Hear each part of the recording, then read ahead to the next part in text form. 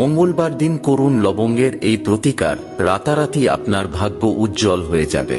যদি বাড়িতে আর্থিক সংকট বা মানসিক সংকট লেগে থাকে, বা এমন কোনো কাজ যেটার জন্য আপনি অনেকদিন ধরে অপেক্ষা করে আছেন কিন্তু সঠিক সুযোগের অভাবে কাজ সম্পন্ন হচ্ছে না, তাহলে আপনি এই ছোট্ট প্রতিকারটি করে দেখতে পারেন। জানার আগে হে মা লক্ষ্মী, যারা লাইক করে কমেন্টে জয় মা লক্ষ্মী লিখছে তাদের ঘরে তুমি কখনো অর্থের সমস্যা হতে দিও না। মঙ্গলবার দিন সূর্য অস্ত যাওয়ার পর একটি ছোট পাত্রে 3টি লবঙ্গ, একটি সবুজ এলাচ এবং একটি কর্পূর নিয়ে সেগুলোকে পুড়িয়ে ফেলুন।